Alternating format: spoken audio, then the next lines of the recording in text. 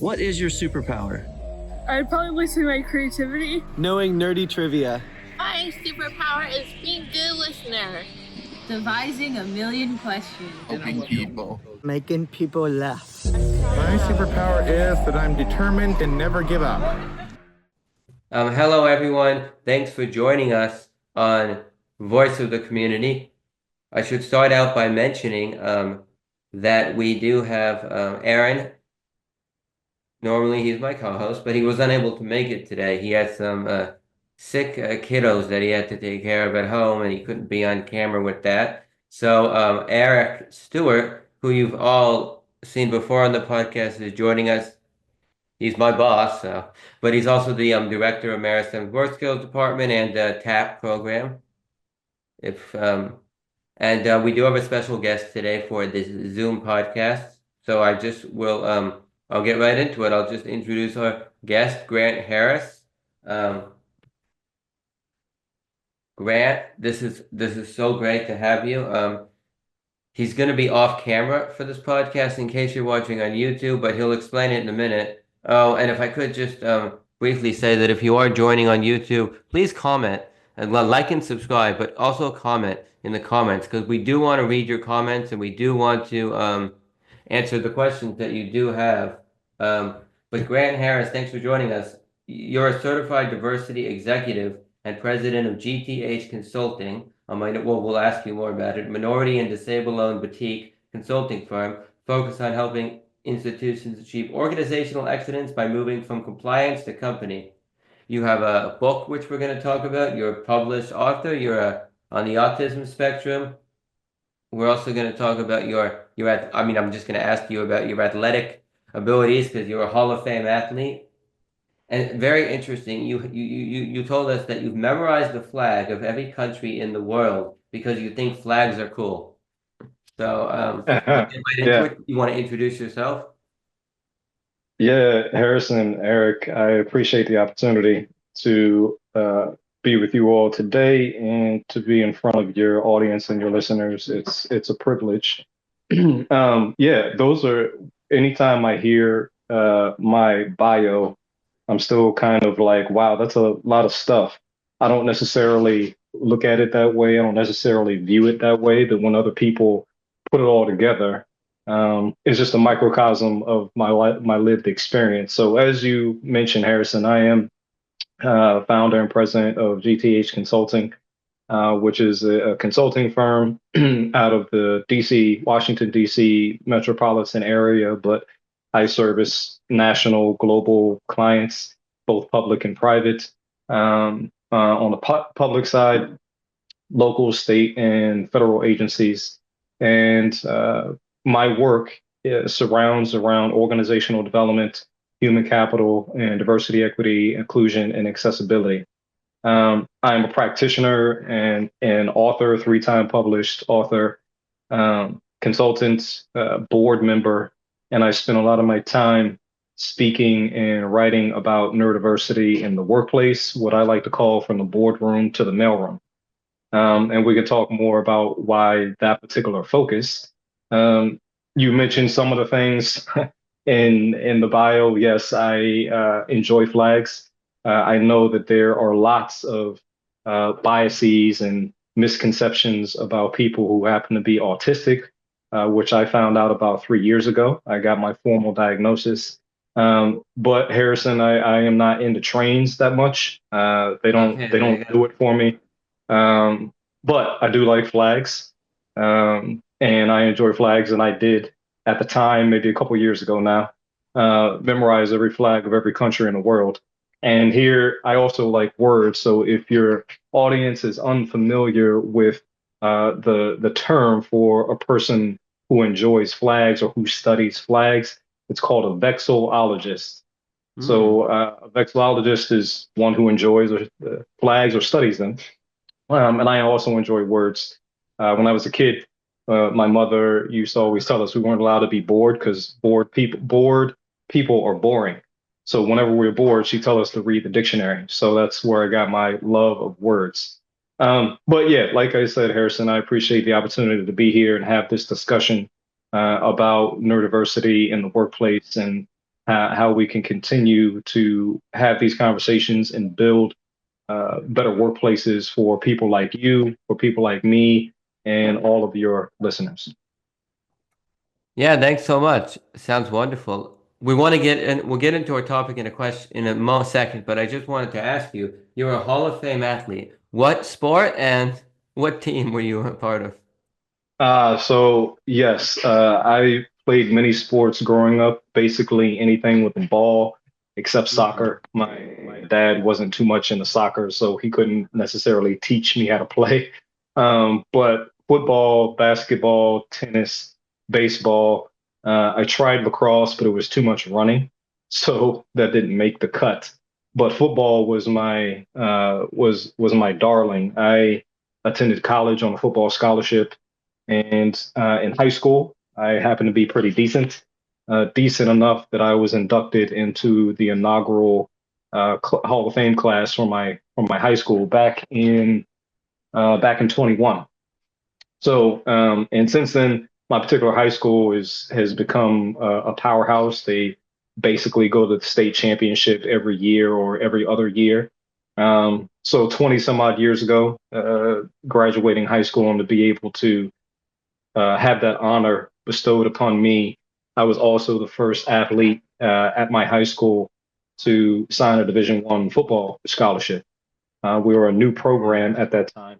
So one of the reasons that I mention that is, one, because I love sports, two, because I think football is the greatest team sport on the planet, but also because a level of hyper focus that was necessary to be an elite athlete for the time that I was, is a part, I believe now, fully understanding how my brain operates, was a part of how I was successful in those roles, is hyper focusing on my duties, on the details of my position. And that's part of my makeup. But I'm very proud of my athletic history. My mother will tell you that she was a bit disappointed that I chose not to pursue an NFL career. And at that time, I chose to pursue something different in life, and be successful on a different field, and a different proving ground. But yeah, so high school Hall of Fame, I'm very proud of that. Thank you for asking. Of course, and I do want to get into all things DEI, but as you mentioned at the beginning, before we started recording, because some of our audience may be watching on YouTube, and you mentioned the camera being on or off, which actually would interest some of the people that are listening, the people that we work with, also that have like students and individuals with neurodiversity. That when I'm working with a job seeker or just students that don't want to be on camera. So could you explain a little about, I guess, why your camera is off, if you're comfortable? Yeah, certainly. Thank you for asking, and I appreciate the accommodation to have the camera off.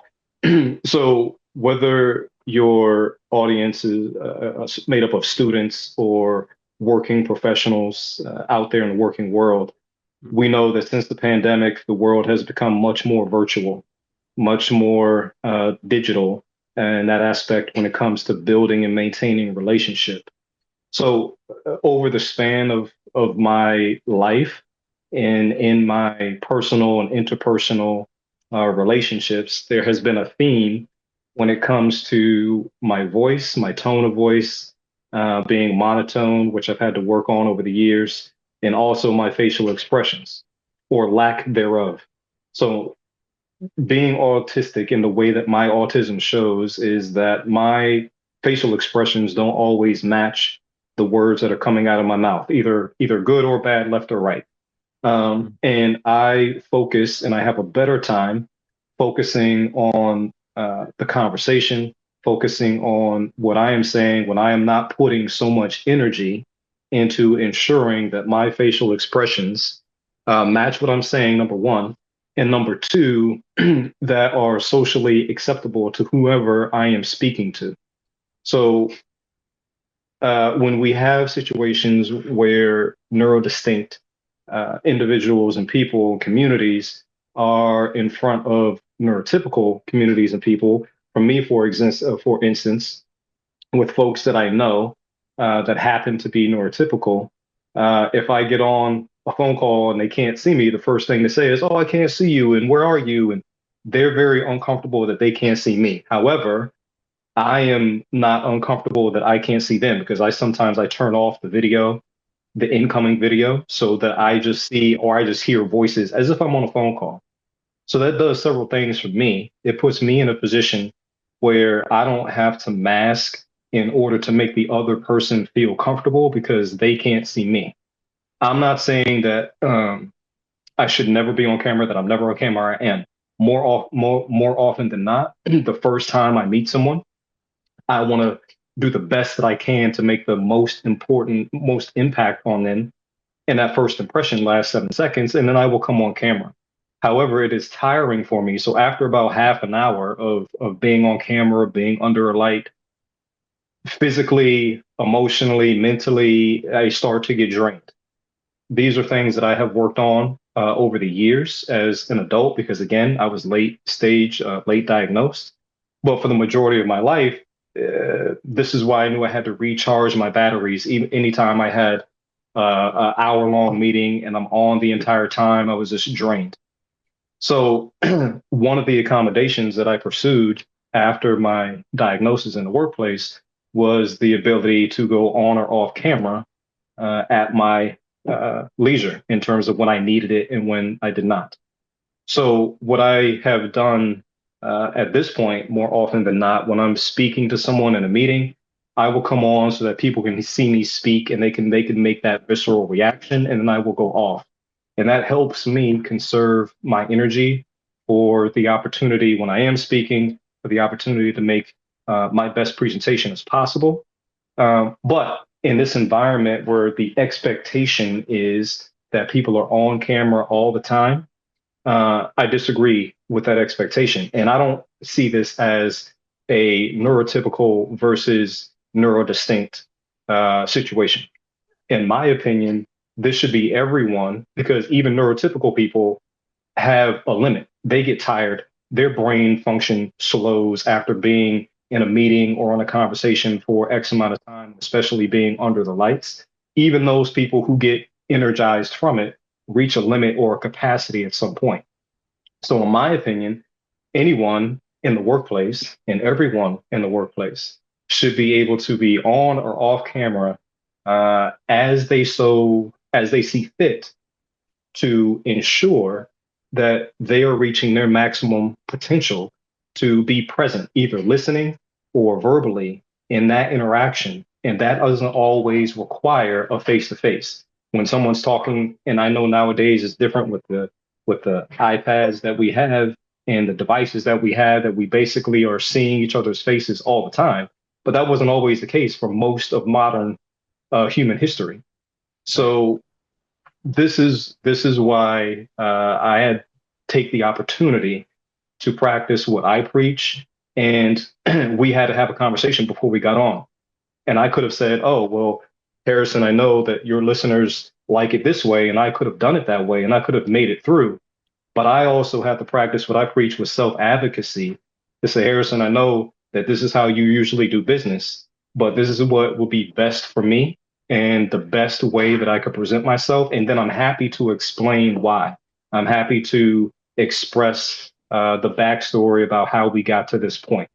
So that's a little bit about my personal lived experience and my philosophy when it comes to being on and off camera as an autistic person.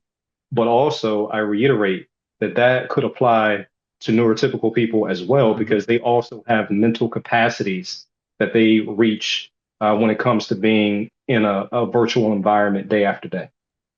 Hey, Harry, can I jump in real quick? And Absolutely. You know, everyone knows Eric. yeah, Eric, well, I just because I know you got a list of questions and we're going to move on. But Grant, I have one question after that explanation. Are you as handsome right now as your picture that you're showing everybody? I would like to say so, Eric. So I'll take that as a compliment. I can tell you it. this. I try to be, I try to be as handsome as possible anytime. So yeah, I appreciate it. As somebody who can relate to what you said about language and words and growing up, like I got stories that match a lot of what you've shared about sports in your life and about language. And for me, just listening to you and kind of just hearing you explain that, if the way somebody talks, the way a man talks, could have like an equation that builds handsomeness in language and how they explain something, that was an unbelievably handsome answer. Right. I All appreciate right. it. Thank you. Thank you. So before we get into all things DEI and even the topic for today, Grant, my question is how you got into DEI. Like you were late diagnosed with autism, but what about DEI? Because I got most of your what you've done, your like resume off of LinkedIn, and you have quite a few. I mean, at some point we could list them all. There's like 4, 5, 6 different jobs and things that you're currently doing with DEI. But what got you started or interested in the DEI realm? Yeah, great question, Harrison. And I attribute my ability or my interest or my desire, both conscious and subconscious, to be doing multiple things to my autism. And the reason being is because part of my diagnosis was that I absorb large amounts of information faster than the average person. Mm. And my brain is always kind of like in overdrive when it comes to absorbing information, knowledge, and new experiences, both consciously and subconsciously. So that is part of why you see so many things happening. But personally, I feel energized and I feel sharpened when I have multiple things happening at once. But to your question about how I got into DEI, I fell, tripped, and rolled into DEI. I did not go to school for it. I'm a psychology major, philosophy minor.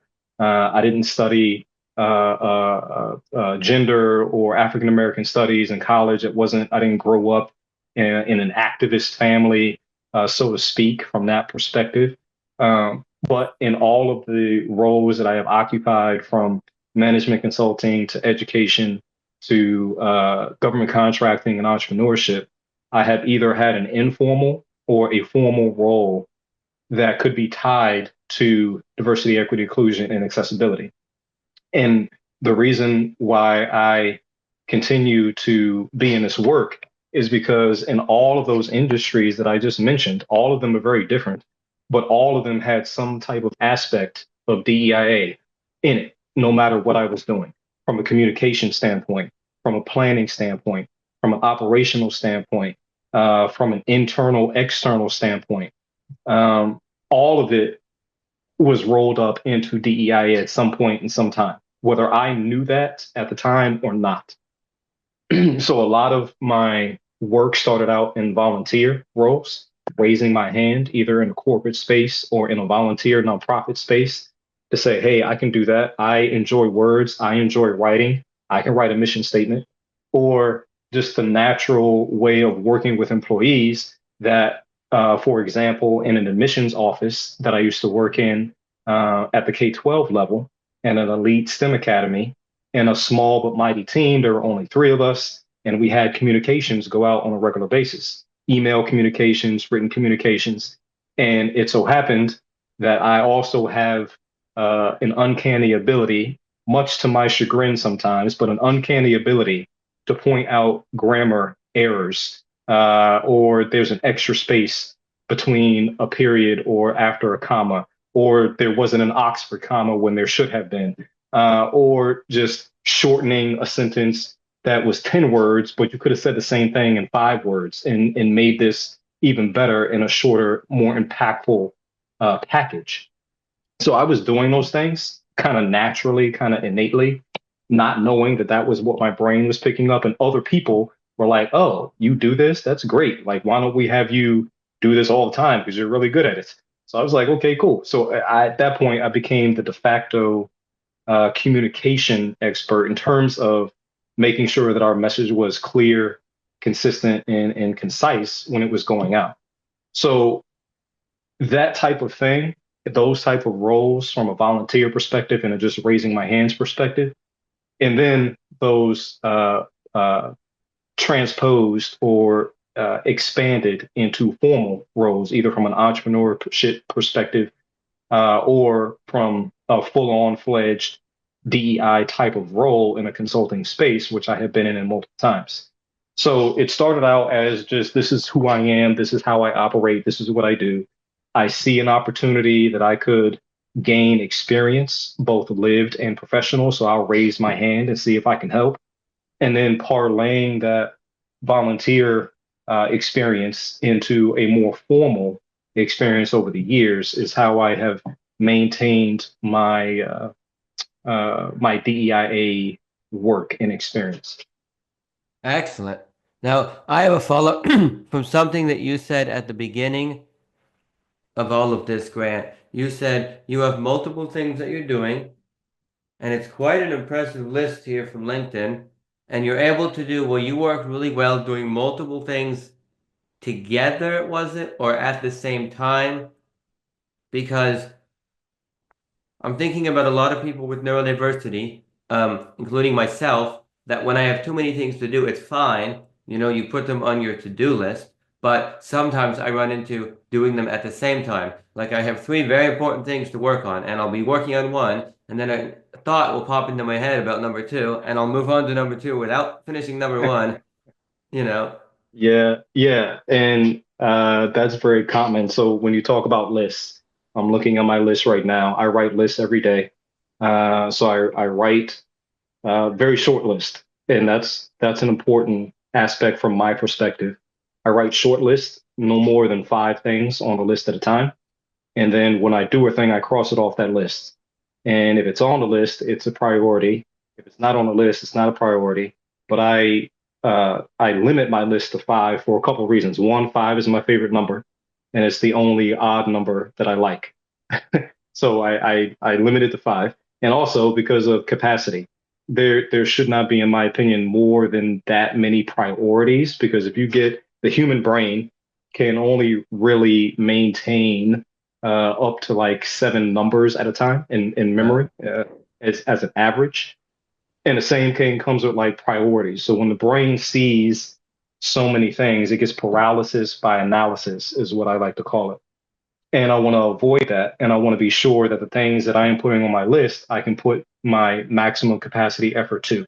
In addition to that, which I also suggest to you, Harrison, personally, but also to anyone listening, is in a time management perspective, I use time boxing. One, I use timers a lot, and I use timers in my workspace before I ever knew that I was autistic. But I use time boxing, and I use a Pomodoro technique, which means I put the blinders on for 20 minutes at a time, and I batch my work. So for 20 minutes at a time, I am focused on that one thing or that set of things. And then I take a 5-minute break, and I repeat that on a cycle: 20 on, 5 off, 20 on, 5 off. And then that third time around, I take a 15-minute break. The breaks are very important for me and anyone that takes on this particular technique, that I highly recommend in the workplace, because it gives you the opportunity to cut loose from what you're doing, to do something completely different, either physically, meaning get up from the desk and move, look at something else, look away from the screen, just stare out the window. And then it re-energizes the brain, especially my brain, to come back and refocus on that particular task. I have noticed and I have found that utilizing the structure, which I'm very structured, I'm very routine based, being an autistic person. And I say that being autistic, there are other people who are not autistic who are structured and organized. That's not a generalized trait of autism, but it is specific to me. This is how I organize my time and how I prioritize. And it is a method that I suggest for folks in the workplace as well that may have the same challenge that you do, Harrison, by trying to do 3 things at a time. It's been helpful for me. Thank you. Can I jump in now here? yes, I was going to say that, Grant, you're off camera, but I am on camera, and I can see that look in Eric, like he wants to say something. So I'll let Eric with a follow-up question. Yeah. So just to give you a little background on Harry and I, Grant, Harry and I have been intimately working together.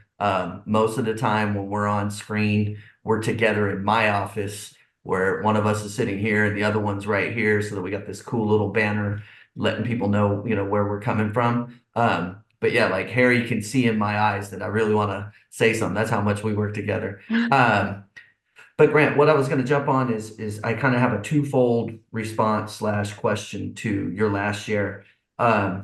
First would be to just take a little bit more time to share what paralysis by analysis means, because I think that that's a really, really cool concept, and I don't know that I've heard that before, but it certainly feels familiar. And then I want to jump into um, when you describe the system that you've developed for yourself to be the most effective person, so it doesn't necessarily have to be just a worker, but keeping it within the workforce realm. You say, hey, I got this system and I use the time boxing and I go 25, 25, 25, then I give myself a 15.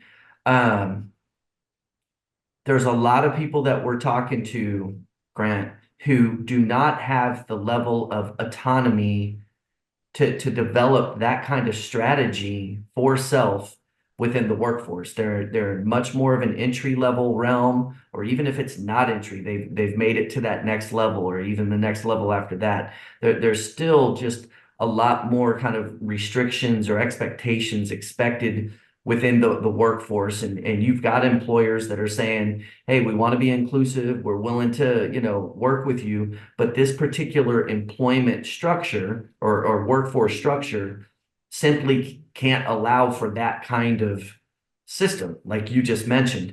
And another part before I throw it back to you, Grant, as I listened, is we're also working with a lot of people, and you've kind of alluded to this about yourself, that there's things that you went through before you got to 3 years ago, and now that you're learning, you're like, oh wow, that makes sense. Like you're connecting dots about yourself now the more you're learning about autism and neurodiversity. But basically you're describing a very common struggle that folks with ADD, ADHD, autism wrapped into that experience.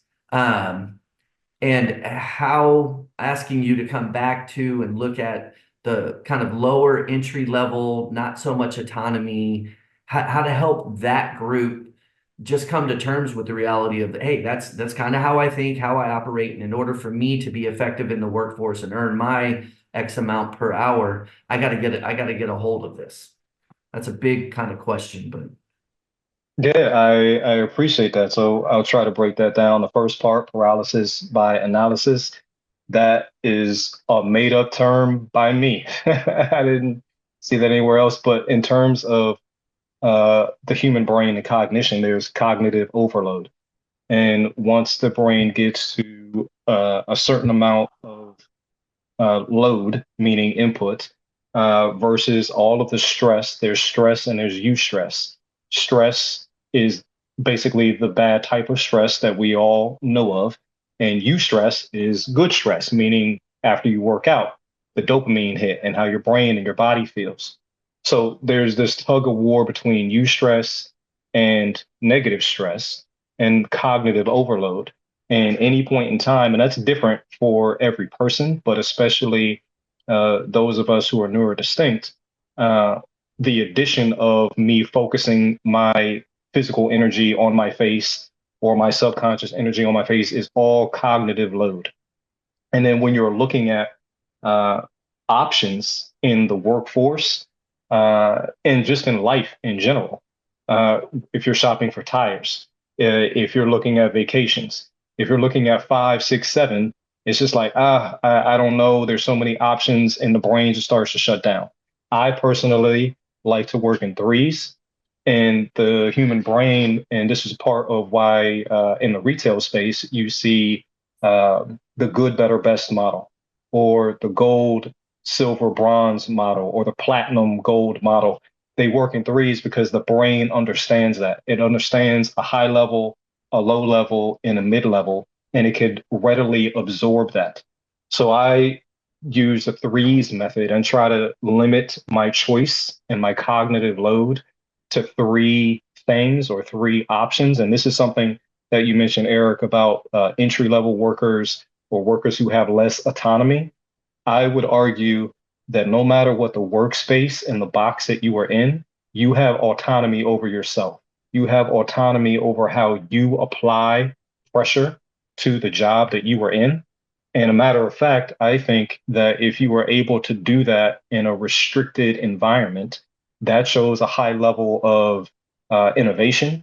That so shows a high level of flexibility, of creativity to find a way or ways to be more effective and efficient.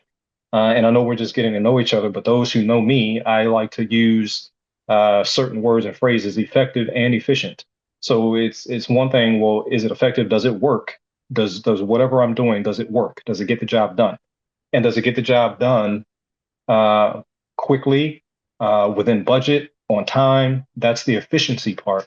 So I would argue that something like that of writing things down, keeping choices limited to three options, a good, better, best model in terms of limiting the cognitive load is one of the innovative ways that no matter what workspace you find yourself in, that's the level of autonomy that you all have individually as neurodistinct people to apply to the workforce. I think that gets to some of your second question. And Eric, can you repeat the third portion of that for me, please? I want to repeat it, but there's just too much stuff going on. So I'm actually going to bow out and hand it back to Harrison. I just want to throw in one more super relatable thing. First of all, thanks for clarifying paralysis by analysis, like the origination of it, as well as just talking further. But effective and efficient are also my two favorite words in the world, action words. But I'm going to go ahead and turn it back over to Harry because I feel like with my big question, I kind of commandeered it, and Harry's been doing a lot of prep. So No. I mean, no. We love the back and forth. We have about another 8 to 10 minutes left before the podcast, Grant. But I can just summarize Eric's question in I may miss a lot of it, but the generalized, what do you say to employer? So you have this method that you've described. What do you say to employers? Because that was our topic for today, but I'm great that we Yes. but we can spend a little bit of time. It's talking about a neurodiverse friendly workforce and building internal systems. But what do you tell an employer to get them on board with sort of the way that you would describe? Yeah, so there's several actions that an employer can take to help create the most effective and efficient workplace for their employees. And that looks different for every employee. So in this instance, we're talking about customizing the work environment. I'm not sure what work environment your listeners are in, but it seems to be that most of them might be in a restrictive one with less autonomy, more in a position of doing the same or repetitive task, whatever those tasks may be.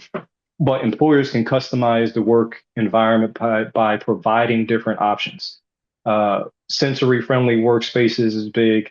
Tailoring to specific individual needs, again, is a general foundational way of ensuring that every employee has the opportunity to be the most autonomous that they can be in that environment. So, for example, that might be if a person cannot work for 20 minutes straight at a time, cut that down. We do it 5 minutes, 5 minutes on and 2 minutes off, or something of that nature. So what works for me as a consultant working from home is not what is going to work for an employee in a more restricted environment. However, the opportunity for employers to be flexible in their approach and ask questions and be open to clearly defining guidelines, what that may be, or this is the type of work that we do here. However, how you get that work done is up to you. As long as you meet this particular goal or this particular quota in this particular time, whatever that might be, however you work is up to you. I would suggest to employers that they take that dual approach because no workplace should be so autonomous that there are no clearly defined guidelines. But every workplace should be autonomous to the point that this is the goal that we are trying to reach at the end of the day, at the end of the quarter, at the end of the year. How we get there in terms of your team, your department, is more up to you as long as we are on that same path together. So customizing the work environment, also being supportive and flexible job roles is another one in the way that you're describing your listeners' working space. Customizing those roles, looking at strengths, looking at particular opportunities for growth, technical career paths that for folks who don't necessarily want to be in a management role, and management roles more often than not come with more freedom and autonomy than those who aren't. But not everyone wants to be in that role. Not everyone wants to have the responsibility or to have the magnifying glass on them. So supporting those flexible roles and putting people in position to do their best work, employers can do that, but that takes time, and that takes a concerted effort to be having those conversations and to put something in place and then to back that framework up. Thank you for saying that. But my follow-up, so I think I have a pretty great, a pretty good job, you know. Freedom is cool for me because I get to like work on different projects, and Eric doesn't. I have my to-do list, what I'm going to work on every day, and I might check in with Eric. You know, we try to check in every week or every other week, you know, to make sure I'm doing what's on the checklist, but on my to-do list. But I can come in the morning. Now, when Eric does have something for me to do, I feel like Eric's pretty good in the way that he emails it to me. Like, could you work on this, that? What would you say to employers, though, the best way? Because you mentioned this to-do list. So I come in the morning to the office, and then my employer has a list for me. What is the best way? You mentioned no more than 3 things, right? But sometimes it's like they have so much to tell you. What's the best way for an employer to do that? Or how would you suggest training an employer to understand how to do that? Well, a couple of things there. So from a personal perspective and then from a technology perspective. So I can't tell anyone else what's the best way for them to work. That conversation has to be between the leader and the employee. And the leader should be asking the employee, how do you work best?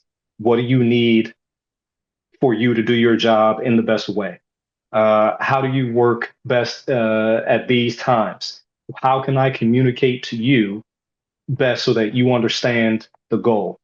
Those are the questions that leaders should be asking all the time, because those things might change. They're not static, but definitely from an entry level position, those are conversations on the onus of the leader in order to ask those questions. The onus is on the employee to present that information, to say, hey, this works best for me, or I'd like to try this. That's the interpersonal conversation, because a list is not what works for me is not going to work for Eric, is not going to work for Harrison. So just saying, oh, I'm going to give you a list. The other one person might want a conversation. Another person might want a slide deck. Not saying that leaders need to be making slide decks all day in order to get their point across, but that's a comparison. Some people are visual, some people are auditory, some people like to write it down, some people want to talk it out. That's the interpersonal part. The digital and technology part is assistive technology. Auto recorders, transcription services, things like Fireflies, things like Otter, things that give, and which I have used over the years, give people the opportunity to go back into that conversation, into the history, and review and summarize using tools like AI, which is not perfect, but it's helpful. Review and summarize the most important action steps, the timeline, words and phrases from their leader that are most important. These are the technology things combined with the interpersonal conversations that need to happen in order to best ensure that the employee has everything they need to reach their full capacity. The leader is setting clear in communicating clear guidelines and frameworks, and that the organization overall can go back to being effective and efficient and ultimately achieve a new level of excellence. Thank you for that, Grant. We are coming up on time. I will ask if Eric has anything else to share or mention in the last few minutes. Well, Questions? since you're not on camera, Grant, I'm pretty sure that we get to have you for 3 hours because you've got extra energy in your reserve. Right. So we're gonna bump it up to 3 hours. No, this Yeah. could obviously go on because where you just went is the sandbox that I feel like I play in the most, Grant. Like that last part of our conversation really kind of got me excited, right? That's where the dopamine hit comes in. And you know, I hope that in the future, maybe we could bring you on again where we dial in some very, very specific questions just and try to keep ourselves in line. This is kind of like introduction to Grant. Right. Maybe in the future we could do this again with some specific things because there's some real energy moving towards the audience that we feel like we're talking to, especially with your last response. Not that all of it isn't phenomenal. I do have just kind of like a side question because we don't really know everybody that's jumping into our podcast. We do know that through the last 5 years, Grant, Harry and I have had the pleasure and the honor of having neurodiverse job seekers, mostly from all over the state of California, but it's even gone beyond that. They come towards us and they ask for help, right? Because we're starting to get a name for ourselves under the Transformative Autism Program umbrella. We've sat down with hundreds of employers and we've gone through our training with them. A lot of what we share with them is similar to what you've communicated to the audience and us today. But kind of on a side note, just real quick, kind of get a little bit of your feel on it. I noticed that you either started or you're a part of the form that is specifically designed for Black males in the workforce. Kind of seems similar to the higher level workforce. And you're trying to bring that group together. And I'm just wondering, like, my first thing when I saw that was, damn, that's going to be hard to pull off. It's just on a sociological level, there's not a whole lot of high-level Black dudes that identify being autistic, that are ready to jump into a support network. It's just such a sliver. Not to say that there aren't many out there that could be a part of it, but it just, my mind said, "Ooh, that's going to be a tough one for Grant to pull off." And I'm just curious, how is it going? What do you hope to accomplish? What are the challenges with it? What kind of, have you had some successes so far where you see that you're tapping into something that could really, really help that group that, you know, this is targeted towards? Yeah, I appreciate that question, Eric, and that we could spend an entire podcast talking about just that, but I will try to sum it up. So yes, I have recently launched a virtual peer support group in partnership with Form, which is a global digital platform that brings together group facilitators that hold community with different groups of people. You could be experiencing grief. You could be focused on your career. You could be focused on being a parent and a caregiver. There's a group and there's a person facilitating that community out there somewhere for you.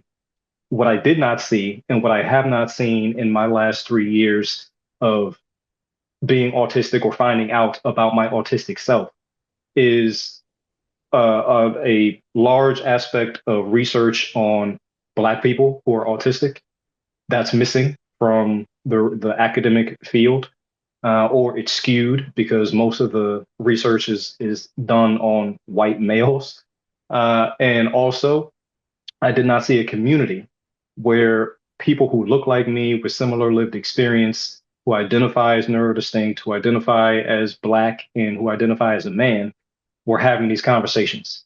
And if I couldn't find it, I was pretty sure that other people couldn't find it. But if I was looking for it, I was also confident that somebody else was looking for it. So to your aspect of it being hard, I thought the same thing. But one, I like to do hard things. I've done them before. And two, I wanted to be specific because I can't please all the people all the time. It's not meant for every person who is neurodistinct. There are lots of different groups out there, but there are very few and far between groups that distinguish that this is for you as a black man in America, with all of the strife that black men, not to say that other people have not, but specifically black men have experienced and still experience today, all of the isms that you could think of.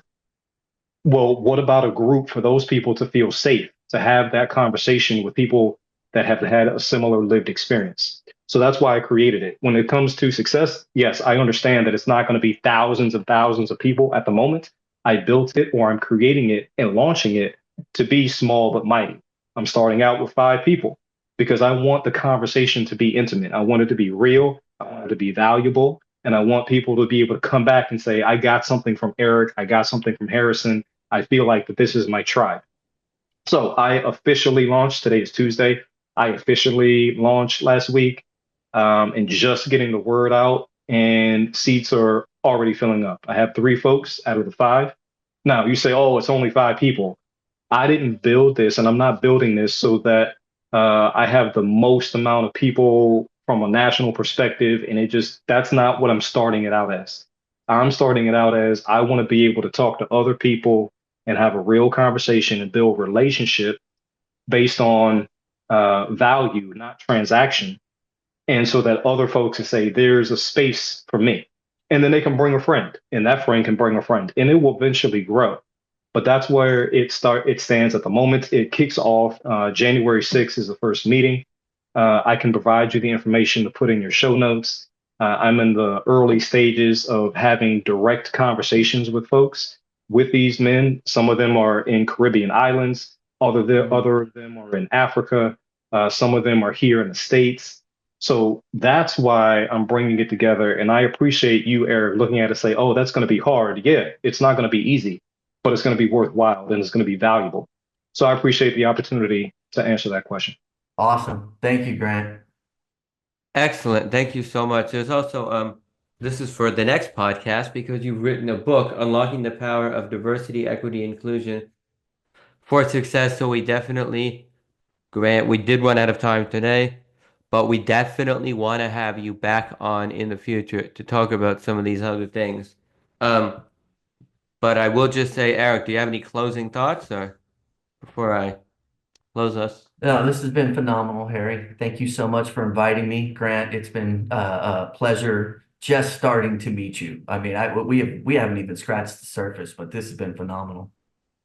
Yes, thank you so much. But before we close, I just want to mention one thing. I'll mention it again, and we'll try to put it on social media. But the platform that we use for this podcast is called Buzzsprout, and Buzzsprout has sort of come out with their statistics for the year of 2024.